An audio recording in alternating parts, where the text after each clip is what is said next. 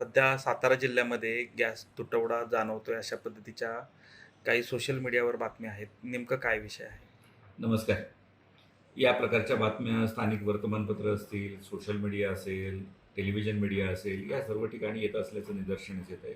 आणि याची खात्री करण्यासाठी सर्व प्रतिनिधी जे आहेत, ज्यांच्यामध्ये गॅस सप्लाय करणाऱ्या कंपन्या आहेत, त्यांना आम्ही निमंत्रित केलेलं होतं. त्यांचे सेल्स ऑफिसरना निमंत्रित केलेलं होतं आणि त्यांच्याकडे उपलब्ध असलेला साठा, त्यांच्याकडे येणारी आवक, या सर्वांची व्यवस्था याचा आढावा घेतल्यानंतर असं निदर्शनास येतं आहे, की सर्वसाधारणपणे सातारा जिल्ह्यामध्ये घरगुती गॅसचा दररोजचा खप जो आहे तो साधारणतः 20,000 सिलेंडरचा आहे. मागील 5-7 दिवसामध्ये सप्लाय चेनचा जर आपण आढावा घेतला तर 20,000 पेक्षा पर डे जास्त सिलेंडर वितरण करण्यात येत आहे. त्यामुळे मागील 4-5 महिन्यामध्ये जेवढा खप आहे तेवढाच खप आजही चालू आहे. त्याच्यामुळे कुठेही शॉर्टेज सप्लाय साईडला नाही आहे.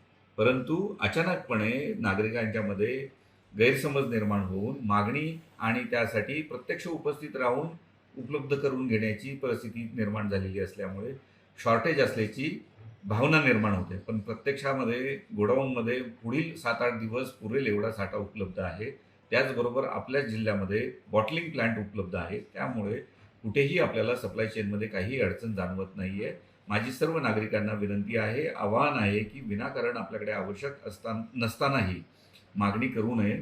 जेवढी आपल्याला मागणी आहे तेवढी मागणी नोंदवली तर आपल्याला कुठेही अडचण जाणवणार नाही आहे. त्यामुळे अनावश्यकपणे आपण घाई करू नये एवढीच माझी सर्वांना नम्र निवेदन आहे, विनंती आहे. साधारणतः साठा म्हणजे जिल्ह्यात एकूण किती गॅस सिलेंडर आहेत असं काय आकडेवारी आपल्याकडे आहे? आपल्याकडे सर्व कंपन्यांचे एकूण कनेक्शन जे आहे ते 9 लाखाच्या आसपास आहे. सर्वसाधारणपणे दररोज 20,000 आपल्याला सिलेंडरचा खप होतो, जो घरगुती ग्राहकांसाठी आहे. तेवढी उपलब्धता आजही आपल्याकडे आहे, तेवढा खप आजही दैनंदिन परिस्थितीमध्ये चालू आहे.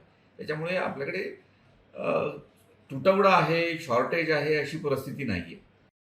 शिकूया एआय ची क्रांती. चला करूया MSCIT. आजच नजीकच्या MSCIT केंद्रात आपला प्रवेश निश्चित करा.